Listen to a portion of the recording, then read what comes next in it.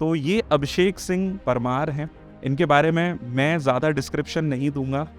बहुत सारे exam qualify किए हैं। कौन-कौन से एग्ज़ाम क्वालीफ़ाई किए हैं ये भी हम जानेंगे। तो मैंने इस साल CGL 2022 से मिलिट्री इंजीनियरिंग सर्विस में सीनियर एडमिनिस्ट्रेटिव असिस्टेंट जो कि मिनिस्ट्री ऑफ डिफेंस के अंडर आता है उसमें मतलब से सिलेक्शन।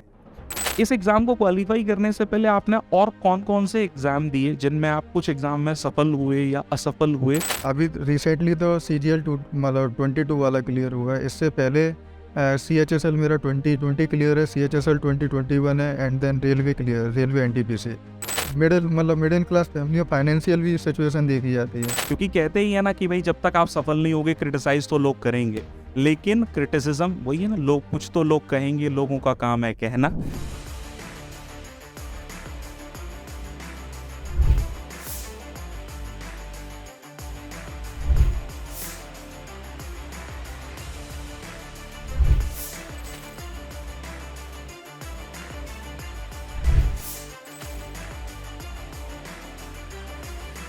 किसी ने क्या खूब कहा है कि अब उसे अलार्म से उठने की आवश्यकता नहीं होती, उसका पैशन उसे उठा देता है। नमस्कार दोस्तों, स्वागत है आप सभी लोगों का एसएससी वाला यूट्यूब चैनल पर। और आज के सेशन में चैंपियंस टॉक के इस फर्स्ट एपिसोड में हम लोग जुड़ रहे हैं सिलेक्शन का सफरनामा जानने के लिए। आज हमारे साथ जो शख्सियत जुड़ने वाली है, देखिए दोस्तों, मैं हमेशा एक बात आप लोगों को कहता रहता हूँ कि कंसिस्टेंसी सबसे ज़रूरी है। जितना ज़्यादा आप कंसिस्टेंट रहेंगे चीज़ों में, रेगुलर रहेंगे, प्रयासरत रहेंगे, आप जीवन में आगे बढ़ते जाएंगे। हो सकता है शुरुआत में आपको असफलताएं मिलें, हो सकता है शुरुआत में आपको क्रिटिसिज्म मिले, लेकिन जब आप चीज़ों को निरंतर रखेंगे तो ज़रूर आप आगे बढ़ते जाएंगे। और इसी बात का उदाहरण आज हमारे बीच मौजूद है। मैं कुछ ही देर में उनको इनवाइट करूंगा आपके सामने, लेकिन उससे पहले मैं एक बात आपको यही कहना चाहूँगा कि आपने अगर विजन देखा है, इस साल अगर आपने किसी एग्जामिनेशन को क्वालिफाई करने का विजन देखा है, सोचा है कि मुझे चयन लेना है, तो डेफिनेटली आप चयन ले सकते हैं। शर्त यह है कि आपको बस अपनी मेहनत को और ज़्यादा बढ़ाने की ज़रूरत है अगर आप असफल हो रहे हैं। तो ज़्यादा समय ना गवाते हुए मैं सीधे आमंत्रित करना चाहूँगा आप सभी के बीच अभिषेक सिंह परमार जी को। मैं चाहूँगा आप आ जाइए और एक बार ज़ोरदार तालियां। आ जाइए भैया, आ जाओ आ जाओ। तो पहले तो यार बहुत बहुत शुभकामनाएं दोस्त। मैं यहाँ बीच बीच में सर्कुलेट करता रहूँगा, तो आओ आओ, आ जाओ आ जाओ स्क्रीन। हाँ, तो ये अभिषेक सिंह परमार हैं। इनके बारे में मैं ज़्यादा डिस्क्रिप्शन नहीं दूंगा। बहुत सारे एग्ज़ाम क्वालीफाई किए हैं। कौन-कौन से एग्ज़ाम क्वालीफाई किए हैं ये भी हम जानेंगे। तो सबसे पहले स्वागत है अभिषेक आपका। कि सर आपने इस प्लेटफॉर्म पे मुझे आने का मौका दिया। Thank you. देखो ये तो देखो होता है क्या है ना, एक बड़प्पन है। बस मैंने जैसे ही अभिषेक छोटा भाई है एक प्रकार से, मैं यही कहूँगा, इनसे ये कहा कि स्टूडेंट्स को थोड़ा मोटिवेट करना है और किस तरीके से गाइडेंस हैं, तो उन्होंने एक बार में बोल दिया। हालांकि इनको निकलना भी है, लेकिन फिर भी इन्होंने बोला कि नहीं, सारी चीज़ों को सर हम करते हैं। तो मैं चाहूँगा कि अभिषेक अपने बारे में सारी चीज़ें बताते रहें। तो अभिषेक, ओवर टू यू। और सबसे पहला प्रश्न यही रहेगा मेरा और विद्यार्थियों का भी, कि आप अपने बारे में बताएं। तो tell me something about yourself. Sir मेरा नाम अभिषेक परमार है। मैं बेसिकली मुरैना मध्य प्रदेश से बिलोंग करता हूँ। और मैंने इस साल CGL 2022 से मिलिट्री इंजीनियरिंग सर्विस में सीनियर एडमिनिस्ट्रेटिव असिस्टेंट जो कि मिनिस्ट्री ऑफ डिफेंस के अंडर आता है उसमें मतलब से सिलेक्शन लिया है। अभिषेक जी मुरैना मध्य प्रदेश से बिलोंग करते हैं और कहीं ना कहीं यही मैं कहना चाहूँगा कि उन्होंने कोशिश की और आप आज देख सकते हैं परिणाम हमारे सामने हैं। तो मेरा दूसरा प्रश्न, यहाँ पर कुछ प्रश्न हैं स्टूडेंट्स के, तो मैं वो भी प्रश्न आपसे पूछूंगा। दूसरा प्रश्न ये है कि आपका एकेडमिक बैकग्राउंड क्या रहा अभिषेक भैया? एकेडमिक मतलब 12th तक तो मुरैना से ही वो किया था मैंने, MP board Madhya Pradesh MP board से किया। उसके बाद मैंने graduation Delhi university electronic department से की थी। उसके बाद मैंने SSC की प्रिपेयर। कि अभिषेक जी साहब बता रहे हैं कि जो 12th तक का यानी बेसिक बैकग्राउंड था वो मध्य प्रदेश से ही किया उन्होंने, मुरैना से, और ग्रेजुएशन दिल्ली यूनिवर्सिटी से की। ठीक है, बहुत बढ़िया। तो जैसे कि हम जान चुके हैं मध्य प्रदेश से हैं, मुरैना जिले से हैं। अगला क्वेश्चन मेरा ये है, और विद्यार्थी भी पूछेंगे बेसिक से, कि जैसे जनरली लोगों के दिमाग में एक थॉट होता है अभिषेक जी कि प्रिपरेशन में बहुत समय लगता है और एसएससी एक ऐसा एग्ज़ाम है, लोग सोचते हैं कि 3-3 4-4 साल प्रिपरेशन करोगे तब आपका चयन होगा। तो मैं ये जानना चाहूँगा और विद्यार्थी भी यहाँ जो मुझे सुन रहे हैं और आपको भी देख रहे हैं, वे ये ज़रूर जानने के इच्छुक हैं कि आपने प्रिपरेशन कब शुरू की? प्रिपरेशन बेसिकली जो मेन प्रिपरेशन थी सर, वो तो 2019 से मैंने स्टार्ट करी थी। तो एक्चुअली 18 में ग्रेजुएशन हुआ, फिर 18 और 19 के एक्चुअली टेक्निकल बैकग्राउंड से की, इलेक्ट्रॉनिक्स से। तो मतलब प्राइवेट कंपनी जाना या गवर्नमेंट जाना, उसी के कन्फ्यूजन रहा। तो बेसिकली मेन प्रिपरेशन 19 से स्टार्ट करी, एंड देन 20 मतलब उसमें कोरोना आ गया। तो उसमें कोरोना के फेज़ में हम फंस गए, तो उस चक्कर में 1-2 साल उधर हो गया। वैसे मैं अगर मेन एग्ज़ाम की बात करूँ टेन्योर, तो मैक्सिमम से मैक्सिमम 1 या 1.5 साल में हो जाता। देखिए दोस्तों, यहाँ अभिषेक जी की बात पे मैं आप लोगों का गौर कराना चाहूँगा कि अगर मेहनत और लगन की जाए तो 1 से 1.5 साल पर्याप्त, आप शुरुआत से अगर शुरुआत कर रहे हैं। बिल्कुल। तो एक और प्रश्न यहाँ पर विद्यार्थियों का है कि कहीं न कहीं इस एग्ज़ाम को क्वालीफाई करने से पहले, अभिषेक जी आ जाइए इधर, कि इस एग्ज़ाम को क्वालीफाई करने से पहले आपने और कौन-कौन से एग्ज़ाम दिए जिनमें आप कुछ एग्ज़ाम में सफल हुए या असफल हुए? तो ये जर्नी भी हम जानना चाहेंगे कि ये कहाँ से कहाँ तक पहुँची? सर जर्नी एक्चुअली अभी रिसेंटली तो CGL मतलब 22 वाला क्लियर हुआ है। इससे पहले CHSL मेरा 2020 क्लियर है, CHSL 2021 है, and then railway clear, railway NTPC ये क्लियर है। और स्टार्टिंग अगर फेल्यूर की अगर बात करें तो CGL 19 मैंने फर्स्ट अटैम्प्ट दिया था। तो उसमें मतलब स्टार्टिंग में मतलब कोचिंग वगैरह ही 1-2 महीने का ही हो पाया था, उसमें नहीं हो पाया। CGL 20 में एकदम ऐसा लग रहा था कि पेपर आप कोई भी गवर्नमेंट एग्जाम हो, तो मतलब CGL छोड़ के बेसिकली छोटे लेवल मतलब CHSL स्टेट बोर्ड कोई भी देता रहा, क्योंकि मतलब घर पर क्या एक मतलब मिडिल क्लास फैमिली में फाइनेंशियल भी सिचुएशन देखी जाती है। और फिर ऐसे ही मैं CGL 19 दिया, 20 दिया, 21 भी दिया, जो कि डिस्क्रिप्टिव की मार में मतलब नहीं हो पाया लास्ट में डिस्क्रिप्टिव रह गया। तो CGL 22 लास्ट फाइनली हो गया। देखिए, यहाँ पर पैटर्न बदलने का फ़ायदा मुझे लगता है अभिषेक जी को मिला कि जैसे 2022 में एसएससी सीजीएल ने अपना पैटर्न बदला। पहले हमको भी याद है, आपको भी याद होगा कि 2022 से पहले जो पैटर्न था, तो टियर 1 तो बेसिकली जिसमें चारों सब्जेक्ट थे, टियर 2 में मैथ्स और इंग्लिश का दबदबा रहता था, फिर डिस्क्रिप्टिव होता था और फिर उसके बाद सारी प्रक्रियाएं जो हुआ करती थी। तो कहीं ना कहीं मतलब अभिषेक जी ने यहाँ पर अपनी वो सफलताएं भी बताई, यानी कि चाहे मैं बात करूं CHSL 2021 की, 2020 की, LTPC एग्जामिनेशन की, लेकिन उसके साथ साथ कुछ असफलताएं भी देखने मिली। देखिए, ये जो जर्नी है ना सफलता की, असफलता से होकर गुजरती है। अगर एक विद्यार्थी जीवन में असफल हो रहा है, इसका मतलब वो ये ना सोच ले कि भाई अब असफल हो गया, अब क्विट करने का मन। क्या हाँ, ये क्वेश्चन है मेरा भी और विद्यार्थी भी पूछ रहे हैं, क्विट करने का मन किया कभी?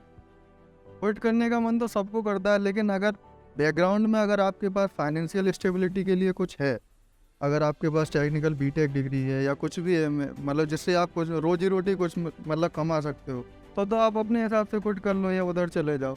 अगर आपका बैकअप नहीं है, या नॉर्मली जो मैंने बहुत से मेरे फ्रेंड ने BSc BA नॉर्मल किया है, तो वो भी बस एक ही बहाना कि नहीं होगा हमने क्विट कर दिया, बैकअप भी नहीं है, क्विट भी कर दिया, तो ऐसे मतलब काम नहीं चल रहा है। ये बिल्कुल देखिए, बहुत नेचुरल बात यहाँ पर अभिषेक जी से हमें जानने मिली दोस्तों, कि समय आता है, मतलब मन करता है कि आपका क्विट करने का मन करेगा कि क्विट कर देते हैं, बट कहीं ना कहीं अगर आपने सोच रखा है कि नहीं यार मुझे काम करना है और सिलेक्शन लेना है, तो बस थोड़ी देर के बाद अगर आप कोशिश करेंगे तो आगे बढ़ जाएंगे। अभिषेक जी, अगला प्रश्न यहाँ पर यही है, आजकल हम लोग देख रहे हैं, है ना भाई, सोशल मीडिया का जमाना है, तो कई सारे विद्यार्थियों को देखने मिलता है कि भाई वो रिजल्ट देखते हैं, वो रिएक्शन आता है।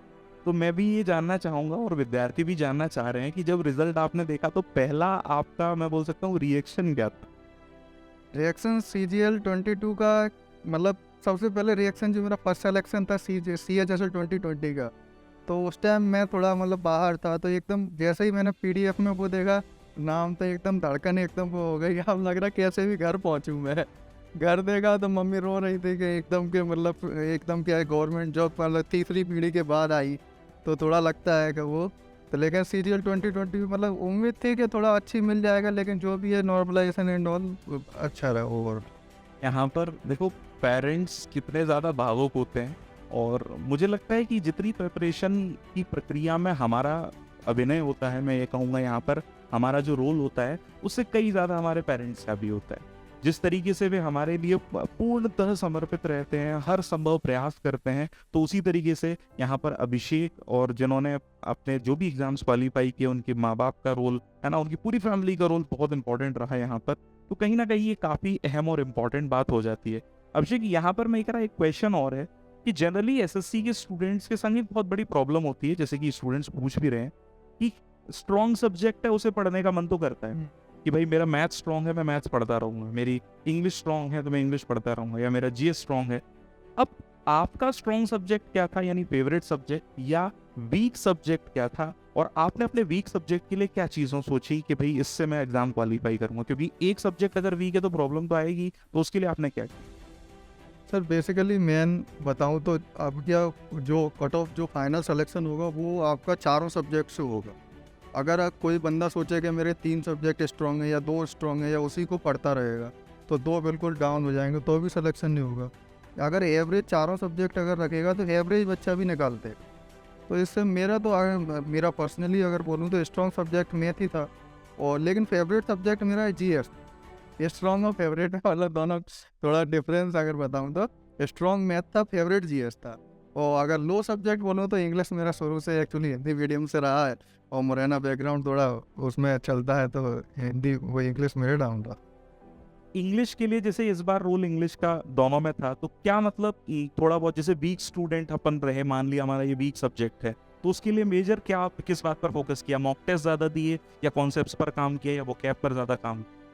इंग्लिश का सर मैंने मतलब 2-3 जो बुक्स हैं मेन जो मार्केट में चलती है उन्हीं बुक को दिए 10-15 बार मैंने एक्चुअली मिनिमम किया मैंने उनको। एक्चुअली ग्रामर और वोकैब के लिए मैंने मतलब जो द हिंदू की वोकैब आती है उसको डेली जो मतलब एक टेलीग्राम चैनल वगैरह से उस मतलब मेन बात यहाँ पर सर का कहना ये है कि मुख्य रूप से प्रैक्टिस भी की और कॉन्सेप्ट्स भी करिए।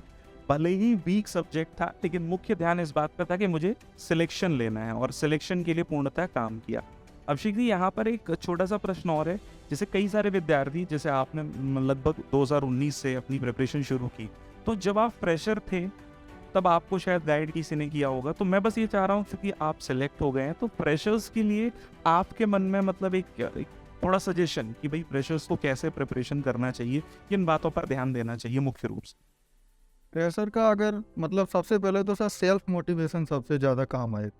अगर स्टार्टिंग अगर आपको गवर्नमेंट जॉब कर रहे हो, आप सोच रहे हो मेरी ऐसी लग जाएगी या फिर चल रही है और भी चीज़ें चल रही हैं, तो वो सब नहीं होगा। अगर आपको तैयारी करनी है तो 6 से 8 महीने जो कोर्स वगैरह किसी भी टीचर का, पर्टिकुलर एक किसी का नाम नहीं, किसी भी टीचर का, सबसे पहले उस पर बिलीव करना कि ये एक टीचर है, वो यही सिलेक्शन दिलाएगा।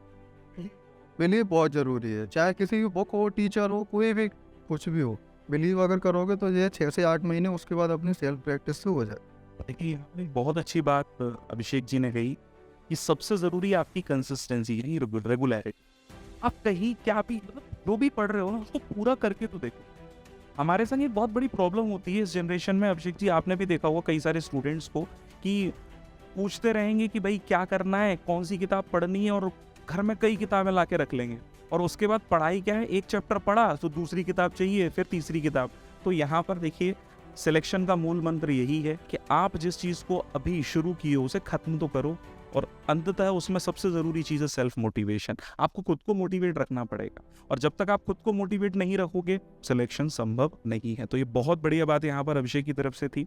एक और चीज़ मैं यहाँ पर, चूँकि देखिए हम जिस एज में हैं अभिषेक जी, आपने भी ये चीज़ ऑब्जर्व की होगी, एक थोड़ा सा मतलब फैमिली प्रेशर या सोसाइटी प्रेशर हम ऑब्जर्व करते ही हैं, और हमें देखने मिलता है। तो क्या आपके साथ भी कोई फैमिली प्रेशर या सोसाइटी प्रेशर था, ऐसा कुछ? फैमिली प्रेशर तो सर मतलब जैसा कि मैंने बताया, मैं मतलब ये सिंगल मेन चाइल्ड, घर पे तो थोड़ा सा रहता है, सभी की रिस्पॉन्सिबिलिटी रहती है। फादर भी मतलब प्राइवेट जॉब करते हैं, तो मतलब थोड़ा बहुत तो रहता है। और सोसाइटी का तो ये है भाई, सोसाइटी मतलब आप मतलब ना तो तुम अगर तुम्हारी जॉब लग गई फिर भी आप सोसाइटी को कुछ देने वाले तो वैसे नहीं, ना सोसाइटी तुमको दे रही है। तो इस चक्कर से उसको मतलब इग्नोर करते हुए अपने जो एम गोल बनाया है उसे वही उनका सुना, अपना जो प्रोडक्टिव है वो रखो, नहीं है तो अपना निकाल। बिल्कुल। देखिए, यहाँ पर सबसे ज़रूरी चीज़ है, बातें सुननी है, इग्नोर ज़रूर करनी है, क्योंकि लोग तो बोलेंगे, है ना? और सबसे बड़ी बात देखिए, चूँकि अभिषेक जी यहाँ बता ही रहे हैं, इकलौते मेल चाइल्ड हैं, तो कहीं ना कहीं एक फाइनेंशियल मैं बोल सकता हूँ सपोर्ट करने का, फैमिली को एक प्रेशर थोड़ा सा था, लेकिन कहीं ना कहीं फैमिली का सपोर्ट यहाँ पर था, तो उस चीज़ को ओवरकम कर गए। कोई चीज़ यहाँ पर आप स्टूडेंट्स को इस सोशल मीडिया के युग में सजेशन देना चाहेंगे कि क्या नहीं करना है, क्या करना चाहिए अपनी तरफ से? ज़्यादातर बस यही है कि जितना तुम अवॉइड कर सकते हो उतना प्रिपरेशन पीरियड में कर लीजिए, क्योंकि मैक्सिमम से मैक्सिमम अगर 1 साल किसी को भी प्रिपरेशन में टाइम लग रहा है तो वो 1 साल आपके अगले कम से कम 60 से 70 साल बचा सकते। तो अगर आप 1 साल भी नहीं बचा सकते तो आगे क्या। देखो ये बहुत बड़ी बात कह दी कि 1 साल भाई रुक जाओ, उसके बाद सोशल मीडिया चला लेना। अभी थोड़ा सा कोशिश ये करें कि अवॉइड करें, हालांकि कहीं ना कहीं कुछ चीज़ें हेल्प भी करती हैं, तो फिल्टर करना बहुत ज़रूरी है, समय बर्बाद नहीं करना चाहिए। तो बहुत अच्छा पॉइंट है। एक क्वेश्चन और मेरे मन में यहाँ पर, ये मेरी तरफ से ही है कि आपने एसएससी को एक करियर के रूप में क्यों चुना? क्योंकि हम जिस युग में हैं बहुत सारे गवर्नमेंट एग्जाम्स हैं, तो एसएससी क्यों? तो मतलब मेरी स्टार्टिंग ऐसे हुई कि जैसे कि अपन मतलब बचपन से ही देखते हैं कि एडमिनिस्ट्रेटिव जो जॉब रहती हैं कि आईएएस आईपीएस वगैरह, ये अपन मतलब पेशे तो मतलब एक रुतबा टाइप का। लेकिन जब स्टार्टिंग करी इसके बारे में देखा तो लगा कि मतलब एक इसमें मेहनत तो है, पीछे लक भी है। अगर आपके पास मतलब 5 अटैम्प्ट 6 अटैम्प्ट आपने दे दी हो, बाई चांस जैसे नहीं हुआ तो पीछे अपना ऐसा फैमिली मतलब फाइनेंशियल भी प्रोवोक हो, तो इस चक्कर में फिर सेकेंड ऑप्शन अगर एडमिनिस्ट्रेटिव जॉब्स का देखें तो एसएससी बेस्ट ऑप्शन। उसी के मतलब उस पर एक बहुत मेन चीज़ है, थोड़ा बहुत फाइनेंशियल प्रेशर वगैरह। मूल बात है कि हाँ देखो भाई, रुतबा भी है और सैलरी भी है। बिल्कुल सही कहा है यहाँ पर। तो एक छोटा सा पॉइंट कि मॉक टेस्ट का रोल क्या रहा, मतलब सिलेक्शन में मॉक टेस्ट कितने इंपॉर्टेंट होते हैं और उसका एनालिसिस किस तरीके से करना चाहिए, ये मैं जानना चाहूँगा। टेस्ट का तो ये मतलब स्टार्टिंग जैसे आपका सिलेबस जैसे मतलब आपका बेसिक जो फंडामेंटल है वो क्लियर हो जाए तो उसके बाद मॉक टेस्ट तो डेली मेरे हिसाब से देना चाहिए। एनालिसिस के लिए अगर मॉक टेस्ट मेरे हिसाब से मॉक टेस्ट और एनालिसिस दोनों, मॉक टेस्ट अगर 20% रोल कर रहा है तो एनालिसिस 80% का। आपके मॉक टेस्ट में भले ही स्टार्टिंग में 50 नंबर आए, एनालिसिस उसका अगर इतनी मतलब अच्छी तरह से करना चाहिए कि अगली बार उसी मॉक को दो तो कम से कम 190 अपन टच कर लें। मतलब देखिए यहाँ पर अभिषेक जी का एक बहुत इंपॉर्टेंट पॉइंट यहाँ हमें समझना चाहिए कि मॉक टेस्ट ज़रूरी है, लेकिन उससे भी ज़्यादा इंपॉर्टेंट है एनालिसिस। तो जितना आप एनालिसिस करेंगे चीज़ें उतनी ज़्यादा बढ़िया होंगी, और बस यही सबसे इम्पॉर्टेंट बात थी। और एग्ज़ाम देते समय कुछ स्ट्रेस, कुछ ऐसा फील होता था क्या, या आदत पड़ गई थी शुरुआत में, पहला एग्ज़ाम कुछ? स्टार्टिंग फेज में जब जाते थे तब तो लगता था कि स्टार्ट होने वाला है, वो टाइमर चलता है सर 1 2 10 9 8, तो लगता है एकदम स्टार्ट हो गया। लेकिन अब तो देते देते इतने एग्जाम दे दिए तो ये आप तो नॉर्मल मतलब हो जाए। फिर भी अगर आप मेन गोल, अगर मैं बेसिकली सीजीएल की बोलूँ तो मेन रहता है कि इस बार इंस्पेक्टर लेंगे, इस बार ये पोस्ट लेंगे, तो थोड़ा बहुत तो चलता है, लेकिन आप मतलब स्ट्रेस की आदत हो जाती है एग्ज़ाम देते देते। चलिए बहुत अच्छी बात यहाँ पर थी। तो लास्ट में बस मैं यही चाहूँगा कि आप विद्यार्थियों को अपनी तरफ से कुछ सजेशन देना चाहेंगे प्रिपरेशन में, जो कहीं ना कहीं इनको सिलेक्शन के लिए हेल्पफुल रहे अपनी तरफ से। सजेशन मेरा बस यही है कि मतलब कोई भी जैसे एक बुक है उसको मतलब 15 बुक एक बार ना पढ़ के एक बुक को 10 से 15 बार मतलब बार बार रिपीटेशन उसी बुक का करें, और जो बाहरी सोशल मीडिया और जो सोसाइटी वगैरह प्रेस है उसको मतलब अवॉइड करते हुए और अपने गोल को मतलब। देखिए यहाँ पर सीधी बात है, काम जो शुरू किया उसको ख़त्म करो, मेन बात ये है। और क्रिटिसिज्म को अवॉइड करो, क्योंकि ये टाइम ऐसा है कि आपको क्रिटिसिज्म मिलेगा। क्योंकि कहते ही है ना कि भाई जब तक आप सफल नहीं होगे क्रिटिसाइज तो लोग करेंगे, लेकिन क्रिटिसिज्म वही है ना, लोग कुछ तो लोग कहेंगे, लोगों का काम है कहना।